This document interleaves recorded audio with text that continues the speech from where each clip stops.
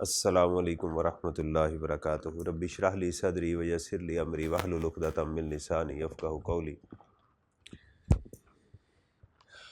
Tax practices को हमने start किया हुआ है और उसकी टैक्स प्रैक्टिसेस में क्या कर रहे हैं, प्रैक्टिस कर रहे हैं। आज कुछ बेहतर नहीं हूँ तो उससे हो सकता है थोड़ी सी आपको मेरी आवाज़ से कुछ मेरी लगता है इन्फेक्शन है या क्या मसला है, एलर्जी मुझे जो है ना फ़ील हो रही है। तो हमने दिसंबर स्प्रिंग 2024 को शुरू किया हुआ था और हमने कहा कि हम पास पेपर को प्रैक्टिस करेंगे ताकि हमारा जो एग्ज़ाम है हमें उसकी एक तो इंटेंसिटी का पता चलना शुरू हो जाए कि हमारा एग्ज़ाम किस तरह से फुल फ्लेज क्वेश्चन जो है वो हमें टेस्ट होता है। इससे पहले तो नॉर्मली हम यही करते रहे हैं कि हम बिट्स एंड पीसीज में क्वेश्चन करते थे। चैप्टर 1 कर लिया तो उसके क्वेश्चन कर लिए, चैप्टर 2 कर लिया तो उसके क्वेश्चन हमने वो कर लिए।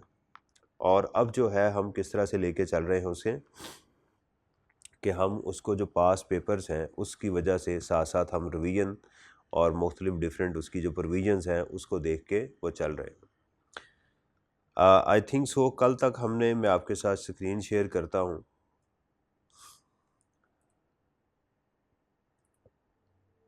कल तक हमने पास पेपर के जो क्वेश्चंस कर लिए थे वो था question number 3, right. Question number 3 assessment oversight committee. ये मैं आपको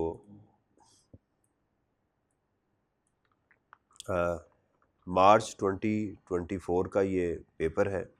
इसमें क्वेश्चन नंबर 1, क्वेश्चन नंबर हम 2 को कर चुके थे, सैलरी का एक क्वेश्चन था, टर्मिनेशन हो रही थी उसकी। क्वेश्चन नंबर 3 हमने उसमें वो कर लिया था। और अब जो है हमारे पास क्वेश्चन नंबर 4 जो है वो उसको हम लेके चल रहे हैं कैफ 2 के अंदर। क्वेश्चन नंबर 4 में पहले उसका एनालिसिस करेंगे, बाद में उसकी हम टैक्सेशन के ऊपर हम उसकी बात करेंगे कि उसका है क्या। क्वेश्चन नंबर 4 के पार्ट उसने बनाए हैं, एक ही पार्ट है उसका और उसकी 2 आगे रिक्वायरमेंट्स हैं जो आपको स्क्रीन पे नज़र आ रहा है। Number 1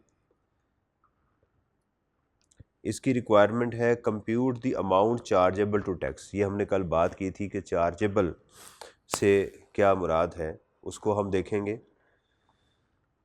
related tax liability under the head of capital gain, also state the reason for ignoring gain और लॉसेज इफ़ एनी, उसको भी आप बताएं।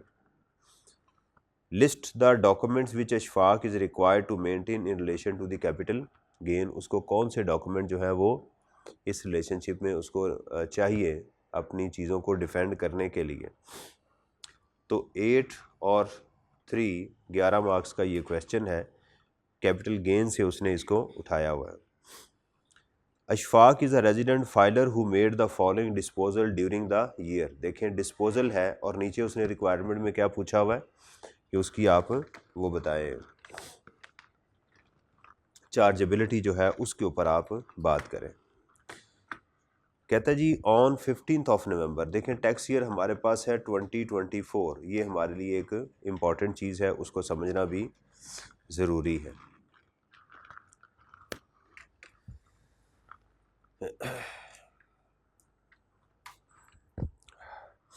कहता है जी on 15 November 23 he sold a bungalow located in Karachi for ₹51।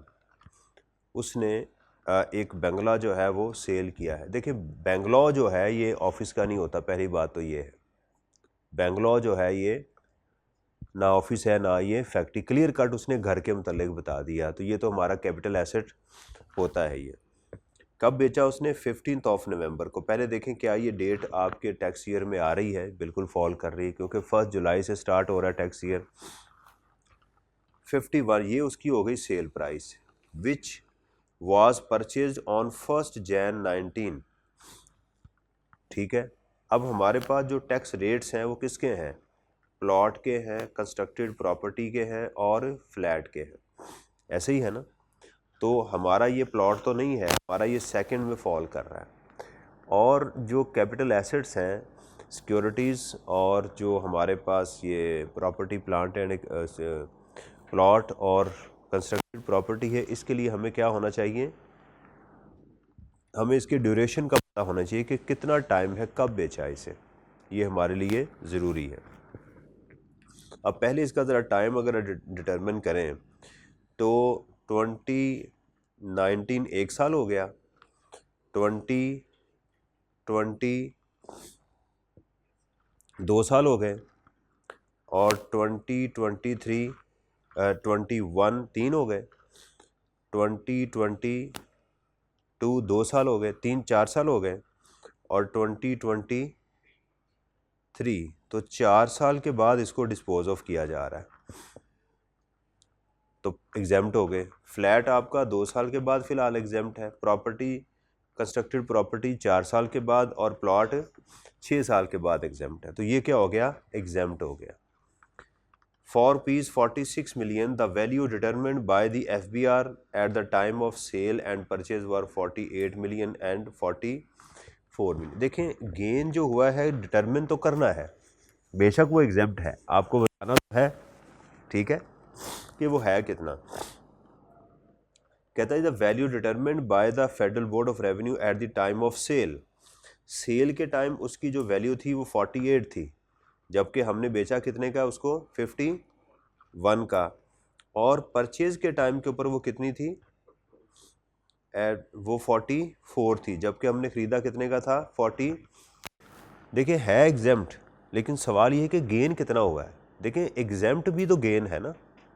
अब ज़रा देखिएगा, सेल प्राइस माइनस कॉस्ट हमने माइनस करनी थी, एक्चुअल सेल प्राइस क्या है, 51 माइनस 46, एक्चुअल तो ये है, लेकिन उसके साथ साथ उसने 48 और 44 ये भी दे दिए।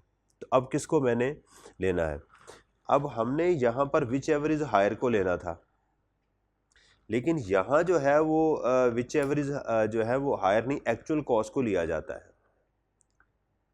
जब सेल की जाती है ना, तो सेल के टाइम पे लॉ ये कहता है सेल कंसिडरेशन, सेल प्राइस और fair market value whichever is higher, उस टाइम पे तो हम हायर को लेते हैं, लेकिन कॉस्ट में नहीं है whichever is higher, cost में एक्चुअल जितने की आपने परचेज की है वही लेंगे।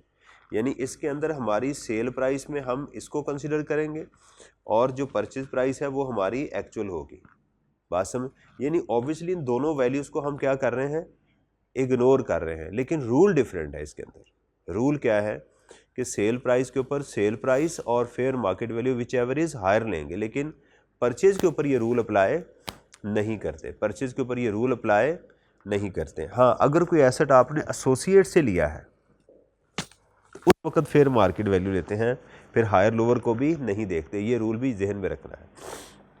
अगर आप अपना एसेट कोई एसोसिएट से लेंगे, एसोसिएट में रिलेटिव्स भी आ जाते हैं, पता है ना आपको, तो उससे अगर आप लेंगे तो फिर जो है ना ये डेफिनेशन उसमें ये पूरी उतरेगी, ये बात जहन में रखनी है आपने। अगर आप कोई अपना एसेट, ये बात क्लियर होगी आपको, ये जो मैंने बात बताई है। अच्छा, अब उसने कहा था चार्जेबिलिटी के ऊपर डिस्कस करना है, इसकी चार्जेबिलिटी क्या होगी, इसके ऊपर हमने बात करनी है। मैं कोशिश करूँगा कि साथ साथ आपको लिख के बताऊँ ये चीज़ें, ताकि आपको अंदाज़ा हो कि इसका जवाब देना कैसे है। जवाब देना भी तो आना चाहिए ना, आपको आता है उसका रिप्लाई पता है क्या है, लेकिन उसकी जो पूछा जा रहा है उसके मुताबिक आप रिप्लाई नहीं कर रहे, तो फिर भी उसका हमें शायद नुकसान हो जाए, इसलिए हमें इसका रिप्लाई भी पता होना चाहिए। अभी मैं उसका रिप्लाई भी आपको लिख के दिखाऊंगा कि कैसे लिखना है। दूसरा जी, he gifted his coin collection having a fair market value of 2.2 million to his friend. उसने अपने दोस्त को जो है वो कॉइन कलेक्शन जो है ना वो सेल कर दी है, कितनी, 22 लाख की, उस वक्त उसकी फेयर मार्केट वैल्यू गिफ्ट कर दी दोस्त को। दोस्त कौन होगा फिर, जिसको 22 लाख रुपए की उसने गिफ्ट ही कर दी, कैसा दोस्त होगा, क्या ख्याल है। हमारा भी ऐसा कोई दोस्त होना चाहिए जो हमें भी ऐसी चीज़ें क्या करे, गिफ्ट करे। He had acquired this collection over the year at a cost of 0.3 million, यानी 3 लाख रुपए की उसने चीज़ थी, 22 लाख की आज उसकी वैल्यू हो चुकी थी, तो मैंने क्या किया, उसको अपने दोस्त को कहा कि ये तुम ले जाओ। तो तो लॉ क्या कहता है, कहाँ पर आप अगर डिस्पोज ऑफ करेंगे फ्री ऑफ कॉस्ट तो गेन नहीं गिना जाएगा, पहले ये सोचें। विरासत में रिलेटिव्स को गिफ्ट कर दें, विरासत के अंदर या डिस्पोजल के अंदर जो है वो हम ट्रांसफ़र को gain tax, spouse to live apart, शाबाश, इन सब जगहों पर हम गेन कैलकुलेट, लेकिन यहाँ तो कैलकुलेट होगा, राइट, ठीक है। और तो ओवर, तो ये क्या होगा, उसका टैक्सेबल हो जाएगा, यानी कितना बनेगा, 19 लाख रुपया उसका ये टैक्सेबल होगा। और कैपिटल गेन में कुछ सेपरेट ब्लॉक में है, नहीं है। सेपरेट ब्लॉक में सिक्योरिटीज़ हैं, डेरिवेटिव्स हैं, म्यूचुअल फंड है, प्लॉट वगैरह, ये इमूवेबल प्रॉपर्टी है। बाकी जो भी कैपिटल एसेट हैं, प्राइवेट कंपनी के शेयर्स इन एओपी, ये सारे क्या हैं, हमारे नॉर्मल हैं। जो भी गेन होगा ये टैक्स हो जाएगा। He sold several pieces of antique furniture for a lump sum amount of 35 million. 35 lakh के उसने जो है वो ये बेचे हैं, ठीक है, 35 मिलियन के। Detail of the antique furniture वो इस तरह से है, antique furniture item sold are given below. देखें, अगर ये एंटीक का वर्ड उड़ा दिया जाए तो ये एग्जेम्प्ट हो जाएगा। अगर मैं यहाँ से ये एंटीक का वर्ड उड़ा दूँ तो ये कैपिटल एसेट की डेफिनेशन से निकल जाएगा, क्योंकि फर्नीचर आपका पर्सनल एसेट हो गया, घड़ी आपकी पर्सनल एसेट होगी तो वो यहाँ से निकल जाएगी। तो लिहाजा, लेकिन इस एंटीक ने इसको कहाँ डाल दिया, कैपिटल एसेट की डेफिनेशन में डाल दिया, और वो कहते 35 मिलियन का बेचा है।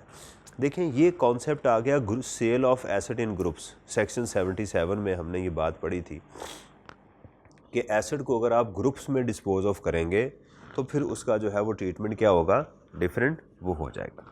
अब ज़रा देखिएगा कि जब भी एसेट ग्रुप में सेल हो या ग्रुप में एक्वायर को हो, उनकी फेयर मार्केट वैल्यू हमें पता होनी चाहिए। ये बात ध्यान में रखें, जब एसेट सेल हो या एक्वायर हो, क्योंकि अगर आपने एक्वायर किए हैं तो उनकी कंसिडरेशन फेयर मार्केट वैल्यू के मुताबिक होगी, और अगर आप सेल करेंगे तो फिर भी उनकी कंसीडरेशन जो है वो सेल प्राइस के मुताबिक ही कंसीडर होगी, यानी लेने वाला और देने वाला दोनों की प्राइस वैसे कंसीडर होगी। अच्छा, अब देखिएगा कि ये 5 है ना, इसको इनकी परसेंटेज के मुताबिक करेंगे। मिसाल दे रहा हूँ, इनको ज़रा ऐड कीजिएगा, क्या आंसर आता है आपके पास, 15, 30, 40, 40.9। अब इसकी ज़रा परसेंटेज बताएं कि इसकी कितनी परसेंटेज बनती है।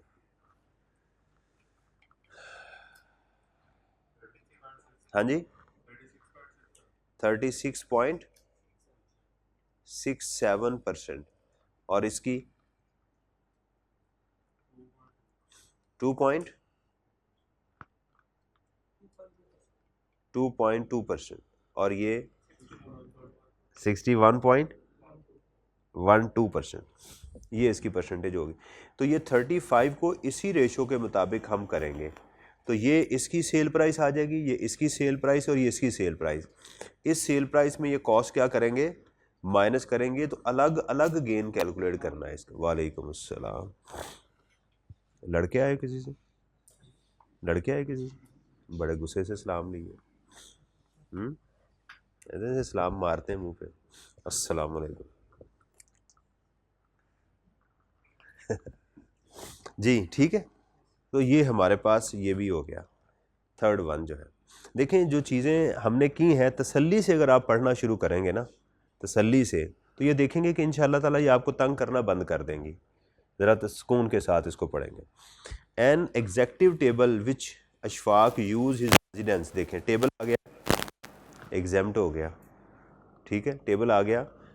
Was move to his office, वो ऑफिस ले गया है फॉर ऑफिस यूज़। अभी इससे पहले आया था वो ऑफिस की चीज़ घर ले गई थी सुल्ताना, अब ये क्या हुआ है, ऑफिस से घर ले। दोनों सूरतों में लॉ क्या कहता है कि आपकी जो फेयर मार्केट वैल्यू होगी वो कंसीडरेशन वो बन जाएगी। लेकिन वैसे टेबल क्या है एग्जेम्प्ट, गेन तो होगा इसे, लेकिन वो क्या होगा, एग्जेम्प्ट होगा। एंड इनकर transportation cost of 10,000 the fair market value of the table eight the time was 75,000। Ashfaq had purchase this table for 90,000, right. तो इसकी टोटल कॉस्ट कितनी हो गई? 90,000, राइट, और 10,000, 1,00,000, एक तो 25,000 का इसको यहाँ पर क्या हो गया? लॉस, ठीक है। लेकिन ये कैपिटल लॉस नहीं है, ये कैपिटल रिसीट्स हैं, लिहाजा इसको हम जो है वो यहाँ पर कंसिडर नहीं करेंगे। तो 4 आइटम्स हैं। अब इन 4 आइटम्स को हमने देखना है कि एग्जाम में लिखना कैसे है, ये हमारा इशू है।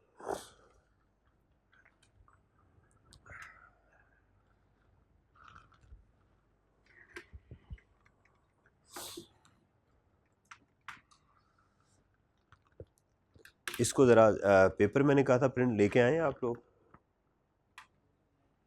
जी? आज भी नहीं हो रहा? Very good.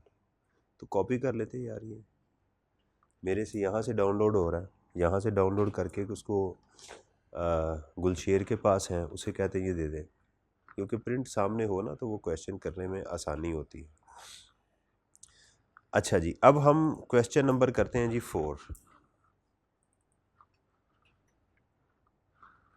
Question number 4।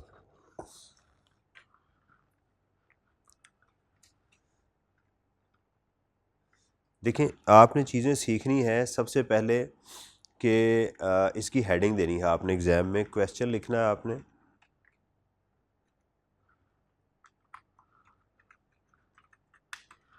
Question number 4, बल्कि आप तो आंसर लिखते हैं एग्ज़ाम के अंदर, ऐसे ही करते हैं, ठीक है। तो आप लिखेंगे आंसर नंबर 4, ठीक है। इसकी हेडिंग देंगे chargeability under the head chargeability of disposal under capital gains, ठीक है। आइटम नंबर आपकी 1 जो थी वो आ गई। 1 में क्या हमारे पास आइटम थी?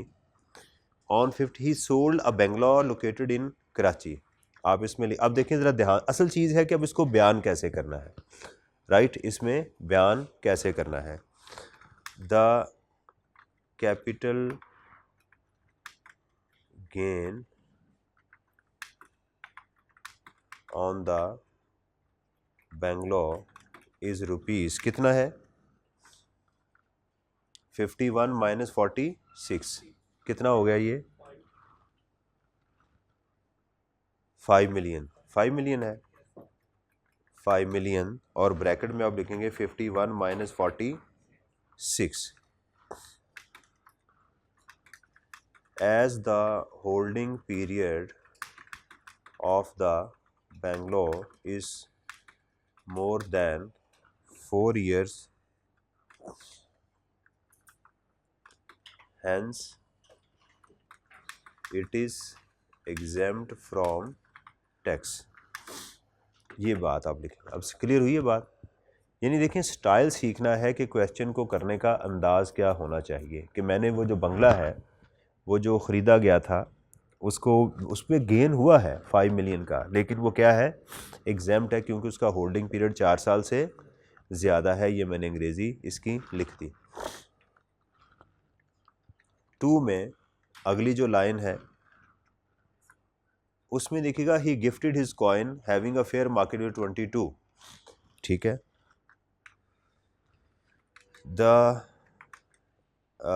Disposal of coin collection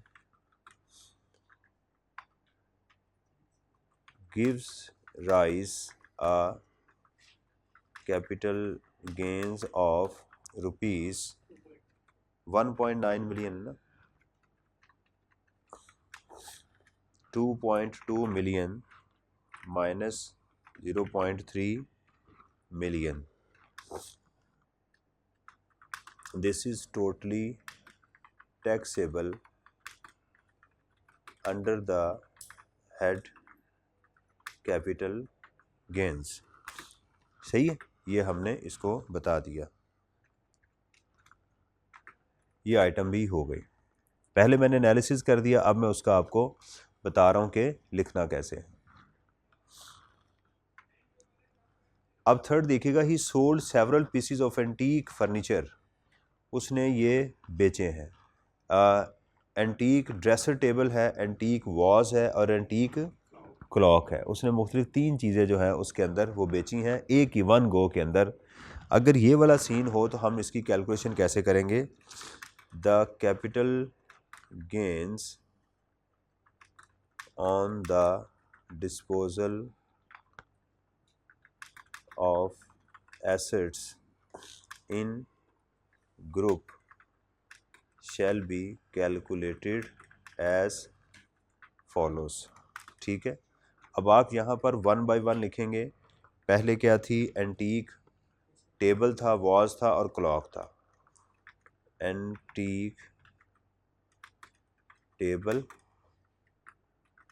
antique was, गुलदस्ते को मैं कहते हैं ना, एंटीक क्लॉक। अब ज़रा इसमें देखिएगा। अच्छा, इसका तरीक़ेकार आपका ये होना चाहिए कि पहले सेल प्राइस का कॉलम बनाएं, फिर फेयर मार्केट वैल्यू का बनाएं, फिर कॉस्ट का बनाएं। इस तरह से तरतीब आपकी होनी चाहिए। यानी पहले होगा, असल में तो कैपिटल गेन का यही होता है ना, सेल प्राइस माइनस कॉस्ट। जब एसेट को ग्रुप में बेचा जाए तो उसकी एक प्राइस मिलती है, उस प्राइस को हमने पोर्शन करना होता है। तो इसलिए पहले लिखेंगे सेल प्राइस,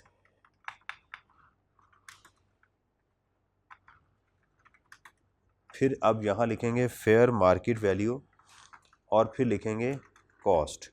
ठीक है, अब चूंकि सेल प्राइस तो एक ही है 35 मिलियन की, ठीक है, यहाँ बेशक आप अपने लिए मिलियन, मेन क्वेश्चन में मैंने कहा काम करते हुए मिलियंस को अवॉइड करें। यहाँ जब मिलियंस है, जहाँ बचत हो रही है ज़ीरो की, तो वो टाइम सेव करना चाहिए। अब इसकी उसने फेयर मार्केट वैल्यू मुझे दी थी 15.9 और 25, 15 पॉइंट, हाँ जी,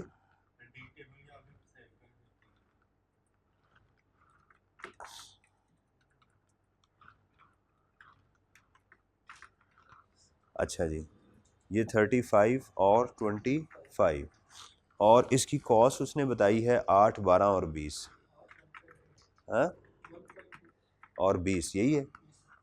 ठीक है, अच्छा इसका टोटल कर लेते हैं। इसको मैं ना ज़रा ये ग्रिड लाइन रिमूव ना कर दूं।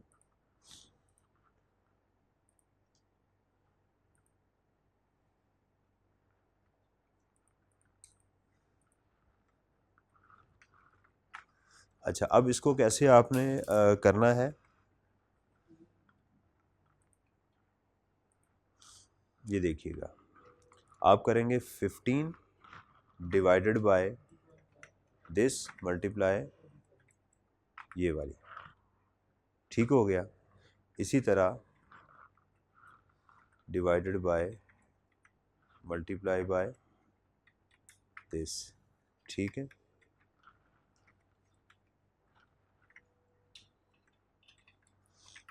सही है। अच्छा देखें, ये जो बेच रहा है उसकी ये कंसीडरेशन, जो ख़रीद रहा है उसकी कॉस्ट होगी।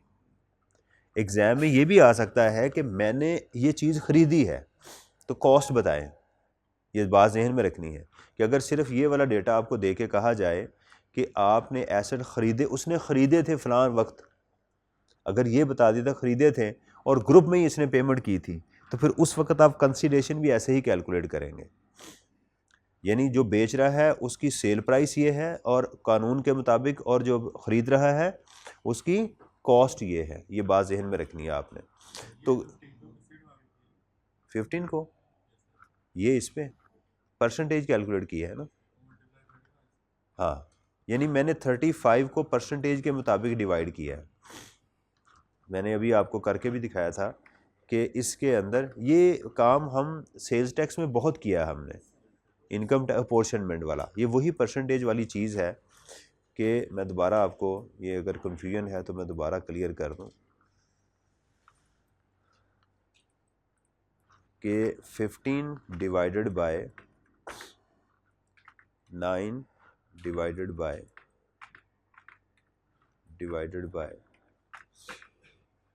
यानी ये उसने राउंड ऑफ किया हुआ है, यानी 15 जो है 40 के अंदर कितना है 37%। तो जो मुझे प्राइस मिली है उसका 37 मेरा क्या हो गया, मेरी ये लिए वैल्यू होगी, मैंने ठीक हो गया, ये चीज़ जो है वो हमारी। इसी तरह ये जो वैल्यू है एंटीक वॉच जो है ये 2% है और ये 61%। इसको कहते हैं वेट, इसको क्या बोलते हैं इंग्लिश में, वेट, कि यानी 15 का 40 के अंदर कितना वेट है, हम कहेंगे 37%। जैसे वो याद है आपको, हम विरासत के असूल पढ़ते थे, 2 भाई हैं और 1 बहन है, तो क्या करते थे, भाई का 2 हिस्से, भाई का विरासत में कितना वेट होता है, डबल, बहन का सिंगल, तो मल्टीप्लाई करते, ये वेट होता है, ठीक है, अपोर्शनमेंट करने के लिए वेट, यही सेल्स टैक्स में हम इस्तेमाल करते थे। आप ये एग्ज़ाम में लिख दें तो टाइम लगेगा, ना लिखें तो सीधा भी आप कर सकते हैं। तो गेन कितना आ गया, यहाँ आप लिखेंगे इसका गेन, तो सेल प्राइस माइनस कॉस्ट, ये हमारी है जी। अब देखिएगा इसके अंदर लॉस आ गया, इसके अंदर कितना आ गया, देखें अब ज़रा बात सुनिएगा। अगर हम ये करते कि हम कहते कि यार ये सेल प्राइस इसकी कॉस्ट है 29.2 और सेल प्राइस है ये, तो ये इसको फ़ायदा हो गया, इसको डाल दें चुप करके उसके अंदर, तो ये गलत होता, क्योंकि हमारे जो स्पेशल आइटम्स हैं, jewellery, antique, right, postage, stamps वगैरह, इनके अंदर लॉस को कंसिडर नहीं किया जाता, इनके अंदर सिर्फ गेन को कंसिडर किया जाता है। तो इसलिए लिहाजा इसको हम क्या कर देंगे, इग्नोर कर देंगे। तो हमारा जो एक्चुअल गेन बचेगा वो कितना बचेगा जी, वो होगा हमारा 4.8 प्लस ये वाला, ये हमारा 6.2289 या 6.23 जो है, ये आपका गेन बच जाएगा जो टैक्सेबल है। तो ये टेबल बनाने के बाद नीचे आप लिखेंगे the taxable gain under the head capital gain is ₹6.23 million, ठीक है। फोर्थ आइटम बच गई इसकी, इसमें लिखेंगे डिस्पोजल ऑफ टेबल, जो उसने टेबल को डिस्पोज ऑफ किया है, there is a loss on disposal of table of rupees, कितना हुआ हमें 25 का, 25,000 का, तो आप क्या लिखेंगे इसमें 100,000 माइनस 75,000, ठीक है, एस द, हाँ इतने का था ना परचेज उसने किया था, और 90,000 का उस वक्त फेयर मार्केट वैल्यू थी, फर्दर कॉस्ट जो थी उसकी वो 10,000 होगी, ऐड कर दी। सेल में क्या चीज़ें ऐड करते हैं, आपकी जो कॉस्ट होती है, हाँ जी 90 में नहीं, मैं इसको थोड़ा सा बताता हूँ, गलत कर गया हूँ, ये कॉस्ट में ऐड होनी थी, ये 85 होना था ये, और यहाँ 90 ही होना था, क्योंकि कॉस्ट के अंदर क्या चीज़ शामिल होती है, आपकी cost plus cost of purchase and cost of disposal, cost of sale और कॉस्ट ऑफ परचेज,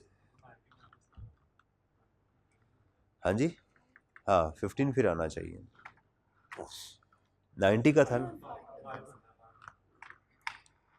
गुमराह कर रहे हो उस्ताद को।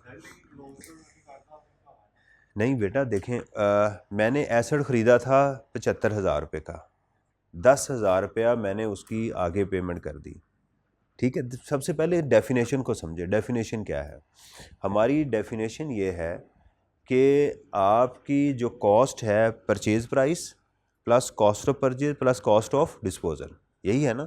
मैंने लैंड ख़रीदी 100 मिलियन की, ठीक है, 10 लाख रुपए मैंने कमीशन दे दी, तो मेरी कॉस्ट का हिस्सा बन गई। जब मैंने बेची फिर मैंने 10 लाख रुपया कमीशन दी, तो ये मेरी कॉस्ट में ऐड होगी ना, ख़रीदने पे कॉस्ट पे कर रहा हूँ, बेचने पे भी मैं पे कर रहा हूँ, हाँ जी। नहीं, मुझे बेची उस वक़्त फेयर मार्केट 90 की है, जब मैंने मेरी परचेज प्राइस, अच्छा फेयर मार्केट 75 है, हाँ, ये ऐसे हैं, ये है।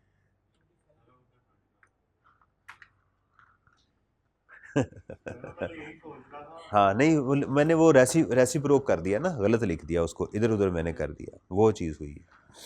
ठीक है जी। तो हम इसके अंदर ये हम लिख देंगे there is a loss of this. अच्छा, अब इसके अंदर मैं यहाँ पर जो है वो ऊपर भी मैंने लिख दिया, नीचे उसने अलग से भी मांगा हुआ है, तो मैं लिख दूंगा this is a capital receipt and exempt from tax, और ये टैक्स से एग्जेम्प्ट है। अब हमने नीचे टोटल लिखना है, टोटल कैपिटल गेन्स। ठीक है, अब आपने वो लिखना है, वो कितना कैपिटल गेन है, नंबर वन का वन तो एग्जेम्प्ट है, दूसरे का 6.2 है, और दूसरे में हमारा है 1.9। देखें, पहले में है हमारा 5, हाँ वो एग्जेम्प्ट है, दूसरे में 1.9, 1.9 प्लस 6.23, और चौथा भी एग्जेम्प्ट है। ठीक है, तो ये हमारा कैपिटल गेन आ जाएगा, capital gain is equal to 8.13 million. सही है। अब उसकी बी रिक्वायरमेंट आ गई कि जो चीज़ें आपने इग्नोर की हैं उसका लिखें। ठीक है, आपने अब सबसे पहले आपने लिखना है डिस्पोजल, उसकी रिक्वायरमेंट देखते हैं, लिस्ट द डॉक्यूमेंट्स, अच्छा, also state the reason for ignoring gain loss if any, लेकिन वो तो हमने उसके अंदर ही लिख दी, वो तो हमने उसके अंदर ही बता दें कि भाई मैं इसको इग्नोर इसलिए कर रहा हूँ। अच्छा, अब इसके अंदर जो उसने डॉक्यूमेंट्स मांगे हैं वो क्या डॉक्यूमेंट्स होने चाहिए, ये जितनी आपने सेल परचेज़ की है उसकी इनवाइसेस आपके पास होने चाहिए। देखें, जब तो आपने फ्रेंड को गिफ्ट कर दिया उसकी तो इनवाइस नहीं होनी चाहिए, लेकिन जब परचेज़ किया था वो इनवाइस आपके पास होनी चाहिए। ये जो ट्रांसपोर्टेशन की कॉस्ट आपने पे की है उसकी इनवाइस आपके पास होनी चाहिए। तो यानी सेल प्राइस, परचेज प्राइस और एग्रीमेंट्स, ये चीज़ें आपके पास क्या होनी चाहिए, एज आ रिकॉर्ड आपने इसको मेंटेन करना होता है। सही है। इसका साथ जो है वो सॉल्यूशन भी देख लेते हैं ताकि हमें ये पता चलता जाए कि सॉल्यूशन में एग्जामिनर ने क्या क्या रखा हुआ है। सॉल्यूशन के अंदर गुलशेर को मैंने, गुलशेर,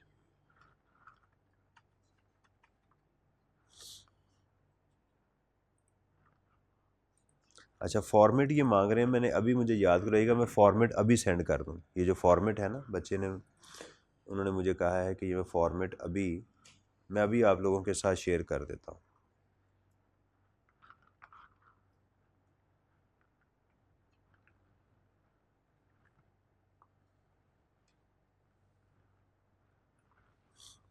ये हम आई कैप की वेबसाइट से डाउनलोड कर लेते हैं।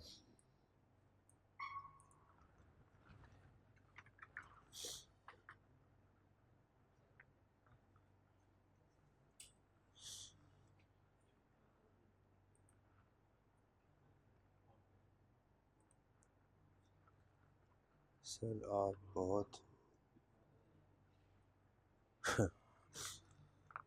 कहते जी आप बड़ी मेहनत कर रहे हैं, तो आपने भी तो करनी है कि नहीं करनी, आप भी करेंगे इंशाअल्लाह ताला। स्टडी रिसोर्सेज के अंदर कैफ टैक्स प्रैक्टिसेस, हमें क्या चाहिए, सॉल्यूशन चाहिए, है ना, सजेस्टेड आंसर।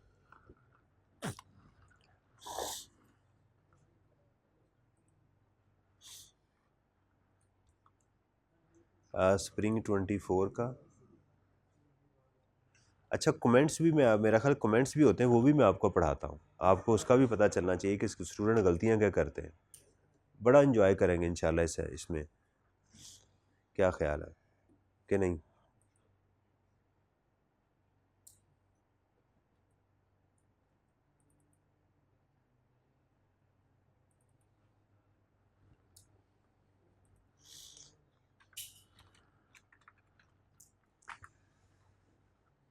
अच्छा जी, इसको हम देखते हैं सॉल्यूशन के अंदर। लें जी, डॉक्यूमेंट्स अभी हम देखते हैं कि हमारा जो आंसर था वो इसके साथ कैसे टैली कर गया है कि नहीं किया। एंटीक, अशफाक आ गया जी, कंप्यूटेशन ऑफ टैक्सेबल इनकम। ये देखिए इन्होंने इस तरह से किया हुआ, ज़्यादा बेहतर है ये कि अपने टेम्पलेट में आ गए। Capital gain, gain on bungalow, ठीक है, ये कर दिया। Less cap gain on bungalow exempt कर दिया सेपरेट ब्लॉक में डाल के। ऐसे भी ठीक है, लेकिन उसने चार्जेबिलिटी का पूछा, हमारा आंसर भी ठीक है, इसलिए परेशान नहीं होना। ये भी ठीक है और वो भी ठीक है। ये उसने वर्किंग 1 बना दी है, एज यही आ रहा है 7 5। देखें 12.5 20 गेन 7 और 5 12, ये क्यों आ रहा है, हमारा गलत क्यों हो रहा है? ये हमारा, हम क्यों गलत कर रहे हैं कि वो गलत कर रहा है? दया से पूछते हैं, दया कहता है कुछ तो है, तो दया हर बात पे कहता है जी कुछ तो है। हम क्या गलत कर रहे हैं भाई? ढूंढो गलत क्या हो रहा है। यहाँ 12 था, यहाँ 21 है। 21 में से, यार 21 से 20 माइनस करें तो ये 5 कैसे ले रहा है ये चौधरी साहब? हैं हैं? ये तो गलत है, ये गलत है, फिर ये गलत है। ये क्या है? ये गलत है, ये इसको कंसिडर नहीं करेंगे, ये नोट कर लें। क्योंकि लॉ ने इसको स्पेसिफिकली जो है, हमने इसका पहले भी 2-3 सोल्यूशन किए हुए हैं, वो ऐसे ही है, ये ठीक नहीं है। यानी यहाँ पर उसने सेल प्राइस और fair market value whichever is higher को लिया हुआ है, जो कि ऐसा नहीं है। इससे पहले भी क्वेश्चन पेपर में आ चुके हुए हैं। यहाँ पर प्राइस उसको ये वाली लेनी चाहिए थी।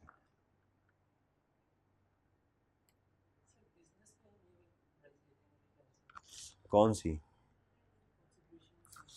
बेटा ये जो सेक्शन 77 है वो जनरली ये बात करता है, ये फाइनल में भी क्वेश्चन आया हुआ है। मैंने ये बात बताई थी कि कहाँ पर फेयर मार्केट वैल्यू को नहीं लेना। उसमें स्क्रैप वैल्यू थी, जब आप बेच देते हैं वो आई थी। वहाँ पर आपका जो है वो जब ख़रीदते हैं उस वक्त वैल्यू को इग्नोर करते हैं। जब एसेट को ग्रुप में आप सेल करते हैं वहाँ पर प्राइस को इग्नोर करते हैं। यानी वो जगह बताई थी जहाँ फेयर मार्केट वैल्यू को सेल प्राइस से कंपेयर नहीं करना। समझ आ रही है ये चीज़? मैं अभी आपको इसको कंक्लूड भी करता हूँ ताकि चीज़ें क्लियर हो जाएं। Is it clear? तो ये मेरे मेरे मेरे हिसाब से ये गलत है, क्योंकि ये पहले भी फाइनल में भी क्वेश्चन आया और हमने कई क्वेश्चन ऐसे करवाए हुए हैं जो कि ये तरीक़ेकार गलत है, ये इसको नहीं होना चाहिए।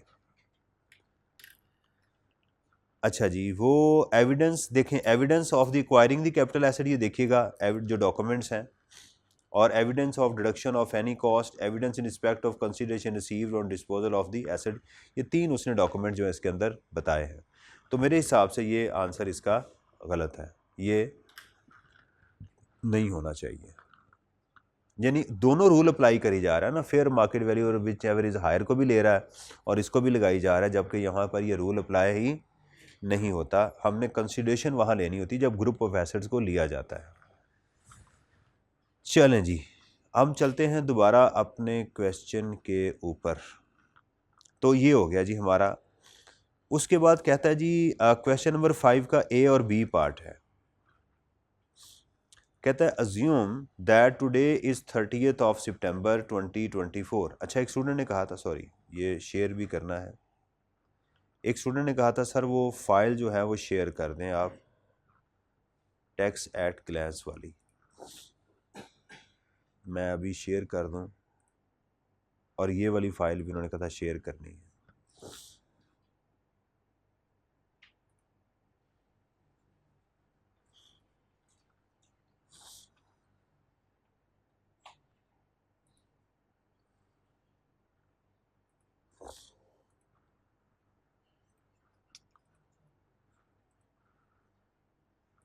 एक मिनट ठहरेगा जी, मैं ये फ़ाइल जो है ये शेयर कर दूं।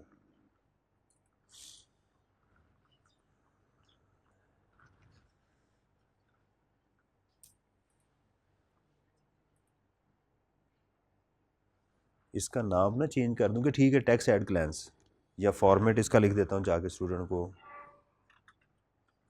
Format for individual AOP of income tax. ठीक है, very good.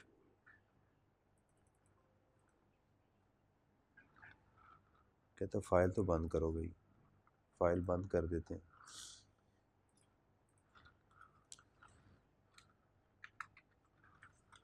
Format for individual and AOP numerical, ये मैंने ओपन कर दी। ये इन्होंने भी कहा था मैं इनको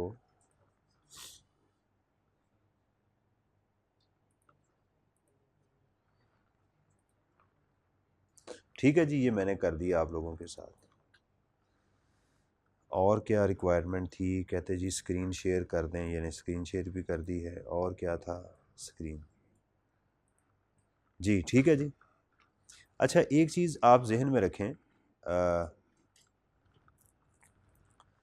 कि जो चीज़ मैं आपको बता रहा हूँ कि ये हम जो 3 घंटे बैठते हैं, कुछ स्टूडेंट की बार बार ये उनकी जहनीत होती है कि जी इससे मुझे कोई फ़र्क नहीं पड़ता, मैंने पढ़ लिया हुआ है, मैंने कर लिया हुआ है। अब ये देखें, ये जो काम हम कर रहे हैं उससे कितनी समझ आती है, इसका ज़रा इम्पैक्ट चेक करें कि जब आप पास पेपर को वर्चुअली कर रहे होते हैं, उसको देख रहे होते हैं, उसकी टेक्नैलिटीज़ को देख रहे होते हैं, फिर उसका इम्पैक्ट ही और होता है।